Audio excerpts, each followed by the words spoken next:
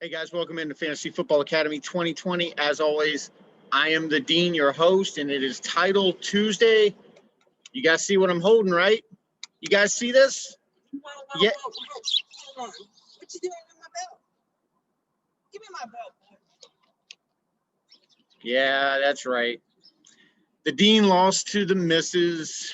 The returning champ is now #ChampChamp for our league. So the Ballers, shout out to them for the champ reference for Jason Moore and his champ. So in our league winner, my league of record was the wife. She did complete the season with a title. So she did get it, but don't worry, guys. The Dean still walked away with the title because, as you know, my listener league with 1037 The Game, of which I am not the commissioner, I actually pulled out the victory. I'm going to show you guys real quick both leagues. So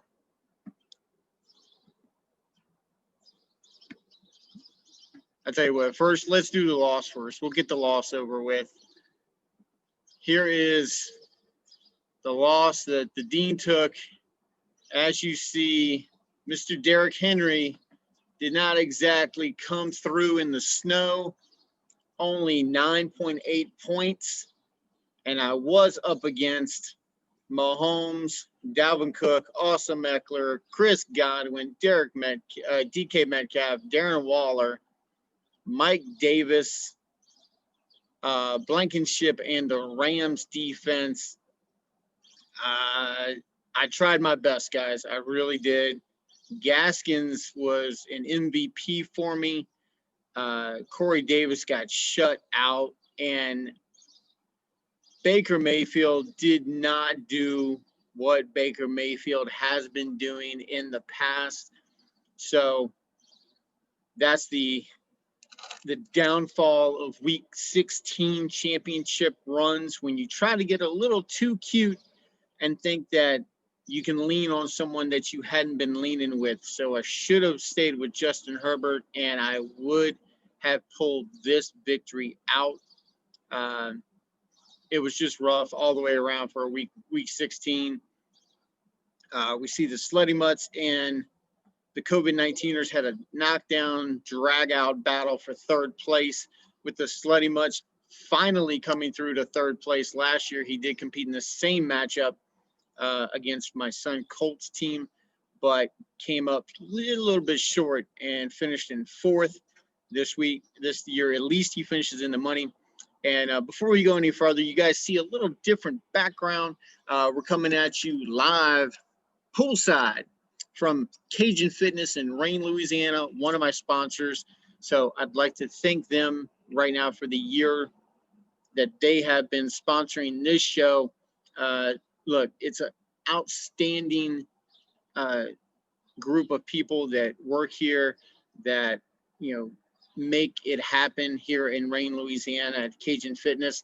Make sure that you go find them on Facebook. Check them out. They've got a special deal going on right now until the end of the year. So you just got a couple of days left. If you're in any of the areas where they have a gym, you can go in and check them out. Check them out on Facebook and you can find out their deals.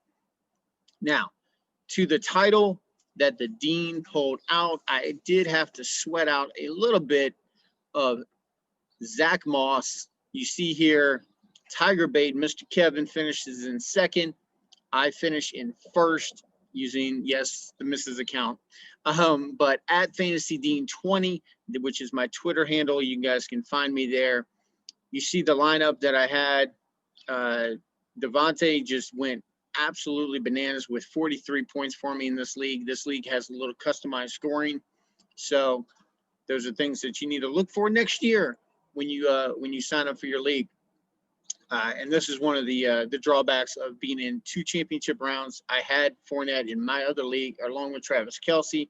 So I was happy and sad both at the same time, which, if you have been through this wild ride of 2020 fantasy football, you will realize that it is the nature of the beast that we deal with. Now, This is a very special episode. Not only is it titled Tuesday, but it's also week 17.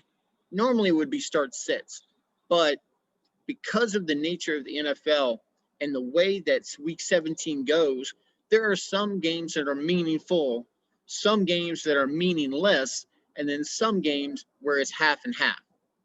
So, my boy Pez, I hope this episode finds you competing for a title in week 17. If not, it's been a great run. I appreciate the love and support. So make sure you let me know down bottom. And if you haven't already, subscribe, like, and share. Yes, this is probably going to be the last time that you're going to see the Dean in any meaningful fantasy football terms, but I will be posting periodically throughout the offseason, and we will see you back strong for the draft in the new year. So whenever the draft happens, whenever they have that come around, and usually in April sometime, you're going to see the academy fire back up. But everyone has a spring break. Everyone has a summer vacation. So this is going to be the academy's summer vacation between now and the time that the draft happens. But for my boy Pez, who, like many out there, have unfortunately signed up for a league which has a week 17 championship. Now, you might be asking, you might be new and thinking, well, what's so bad about playing week 17? We're about to get into it, and I'm about to show you. See, there are some games where you have to worry about whether or not your guy's going to get pulled early because either they're getting beat or they're winning on drastic ends of the pendulum here. And when the pendulum shifts one way or the other, you're going to feel it in your fantasy league. So a lot of people, they had Tom Brady. He got pulled early because they were winning so bad. They were just beating down the other team. So Brady got pulled. Gronk got pulled. All your starters are getting pulled. At the end of my championship run here on the Listener League, as you're seeing, Zach Moss got pulled toward the end of the game. Now, could he have scored a last-minute touchdown and maybe put Tiger Bait over the top? Sure. But that didn't happen because Buffalo was just beating down New England so bad that they just pulled everybody and said, let's get some backups in. Now, in the meaningless games that we have coming up, we have the Jets and the Pats. Jets at 2-13, the Pats at 6-9. That game means nothing for anyone. So expect a whole lot of backups going into this game. Then you've got the Vikes sitting at 6-9 versus the Lions at 5-10. Again, this is a game where you could see your starters in the first half and then the second half be nothing but backups. Because, number one, you've got a banged-up Matt Stafford. Don't expect him to start. So if you're thinking about streaming him in your championship game, I wouldn't. You've got DeAndre Swift, who, yes, he's a rookie, but maybe he's hit that rookie wall. Maybe they want to give him a little rest. Then you got Adrian Peterson, who I'm sure wants to compete and go out there and show off for his new team. Because with DeAndre Swift being the young stud coming in, do you really think that they're going to bring back Adrian Peterson, or that he doesn't want to go out there and try to get a starting gig somewhere? On the Vikes side of the ball, you got Adam Thielen, you got Kirk Cousins, you got Dalvin Cook, you got Justin Jefferson, you got Herb Smith. All these guys are starters. All these guys have been very, very valid in fantasy. They've been good for your fantasy team, but the game doesn't mean anything. So why risk the future on a meaningless game? These are things you have taken into consideration when you play week 17. Then you've got the Raiders versus Denver, 7-8 Raiders versus the 5-10 Denver Broncos. So you've got probably Marcus Mariota because the Raiders have been eliminated from playoff contention. Then you've got Drew Lock. I mean, did you really want to play Drew Lock in your championship? No. You do have Melvin Gordon, but do they want to risk running Melvin Gordon into the ground this late in the season in a meaningless game? Probably not. You got Josh Jacobs, who a lot of you have been leaning on in your backfield. Does he start? Does he even play the whole time? They've got Devontae Booker. Are they going to try to see what they have in him in a full game script?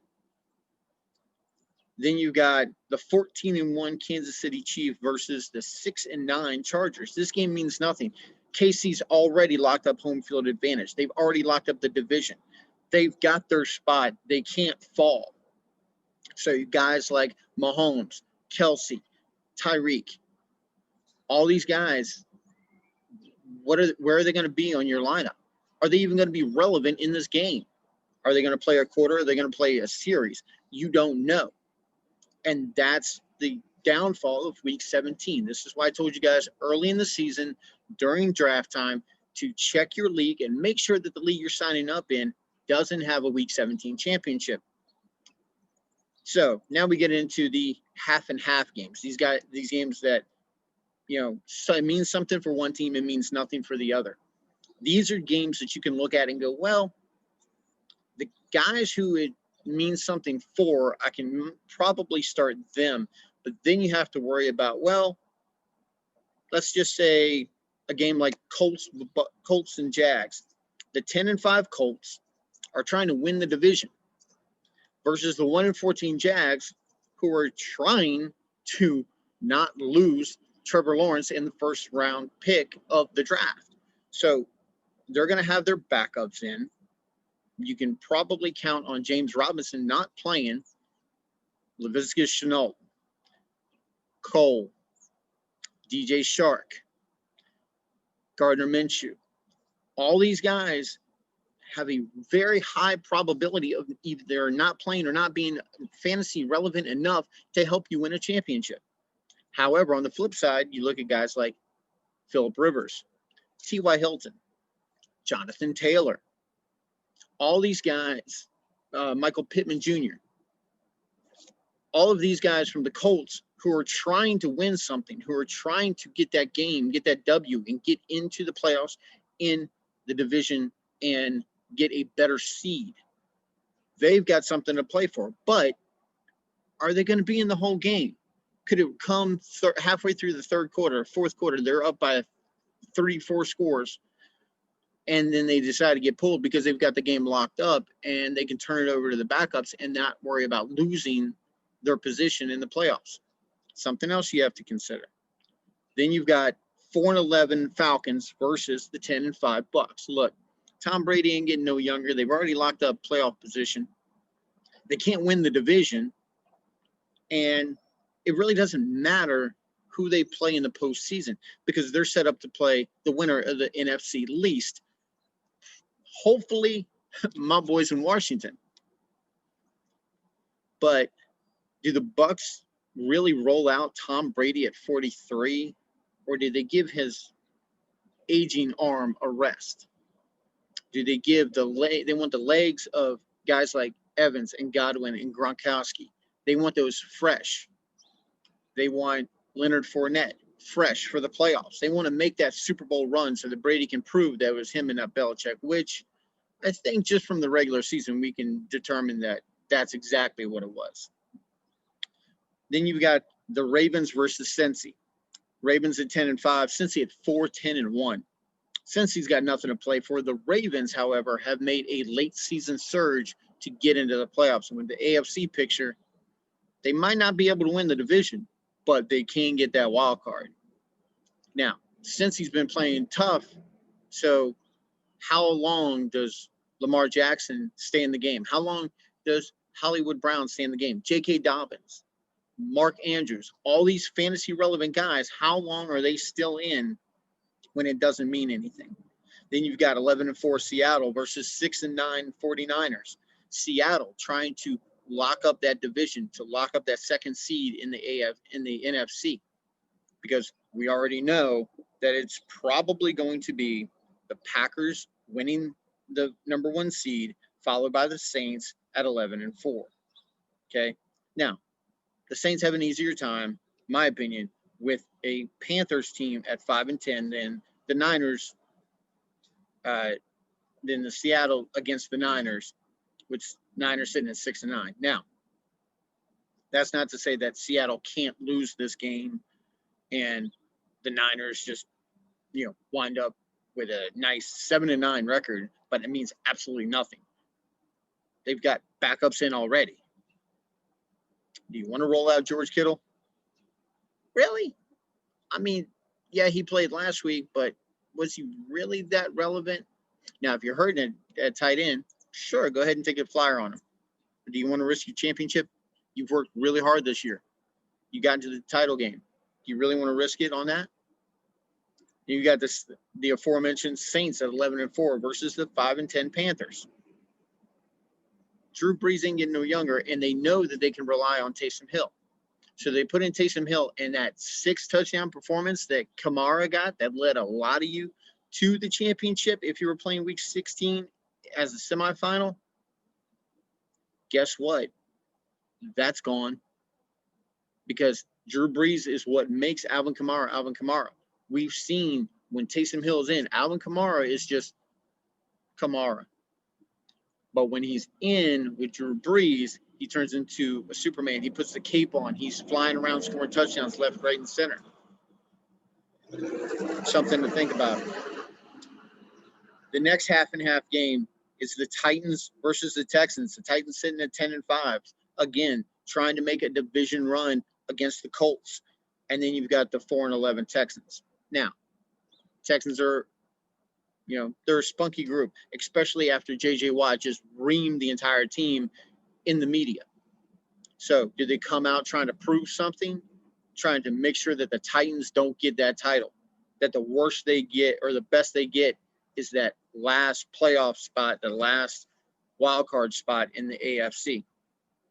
Possibly.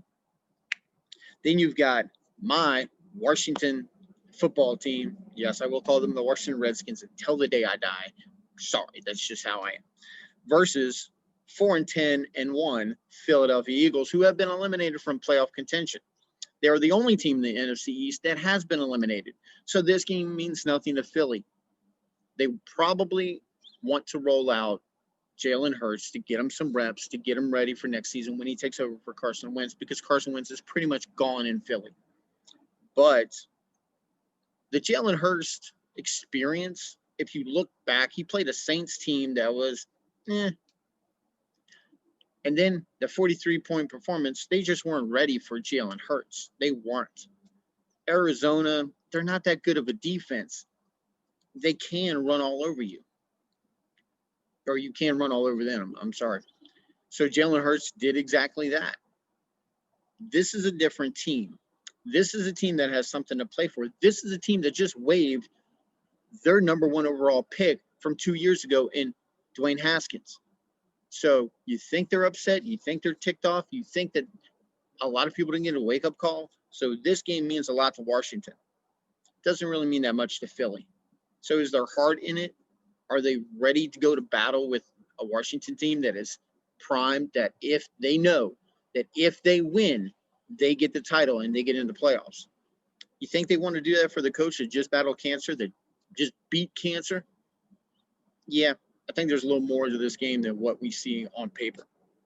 Now, as far as meaningful games, there's only 5 of them, guys. Out of 16 matchups, there's only 5 truly meaningful games. You got Miami versus the Bills. Miami sitting at 10-5. The Bills sitting at 12-3. Now, the Bills want to sew up that number 2 spot, or possibly even get the bye. Well, no, I'm sorry, because KC has the bye. So they want to get that number 2 spot. They know that if they lose, that Pittsburgh is probably going to slide in there. Okay. So you've got Pittsburgh versus the Browns. Pitt at 12-3, same as the Bills, sitting with the Browns at 10-5, just like Miami. Possible that 3 teams from the same division, the AFC North, get in this game. Okay, you got Pittsburgh, the Browns, the Bills, and then Miami. Okay, they're all fighting for playoff spots here. Okay, the only one now, see, memory serves correctly. Yes, from the AFC East, which is the Browns, the Bills, the Steelers, and the Patriots. Who is it just me, or is it crazy that the Patriots aren't in the Super Bowl or aren't in the playoffs this year? That's just weird, guys. I spent the last 20 years with the Patriots being awesome. Now, without Tom Brady, they're average. They're not even average. They're below average. Did you guys see Bill Belichick throw the phone? That was awesome. Loved it. But yeah, you've got a matchup against Pittsburgh and Cleveland. There's going to be a lot of animosity here. The Browns dropped the ball literally last week with Baker Mayfield. He might be a little upset. He might be ready to go. Then you've got the Cowboys and Giants. Winner needs a Washington loss in order to get in. So it doesn't matter because they've flexed the Washington game to the night game, so neither one of these teams knows what they need. All they know is they need to win, period. End of story. It doesn't matter what Washington does because that's happening later. Their game's first. They got to take care of business. You got the Packers sitting at 12-3 versus the 8-7 Bears. Now the Packers are looking to sew up the first round bye, and then the Bears are looking. They need a lot of help, but they need to win. And Mitch Trubisky has been on fire these past few weeks. They've scored 30-plus points in the last month. It's nuts. Chicago Bears and Mitch Trubisky are the hottest team in football. What? So if you have any Bears, go ahead and fire them all up, and you can start them with all confidence because the Green Bay defense ain't that good. Then you got the Cardinals versus the Rams as the last meaningful matchup. The Cards need help getting in. The Rams are trying to stay relevant. How that happens, I don't know, because Jared Goff is not good at football right now. I don't know what happened. I don't know who's doing the play calling, but I'm telling you right now, it's not good. So fire up the Cardinals. Be cautious on the Rams. And any of the meaningful games, go ahead and start as normal. But please make sure that you're paying attention to what the matchup is, guys. And I want to take a second real quick. Thank you guys for the support for this year. This is my inaugural year. This is the first year that I've done this. So down the bottom, subscribe, like, and share. And let me know how you did and if I helped any. So, guys, for Fantasy Football Academy, I'm the Dean. You guys are awesome. And I will see you next time on Fantasy Football Academy 2020.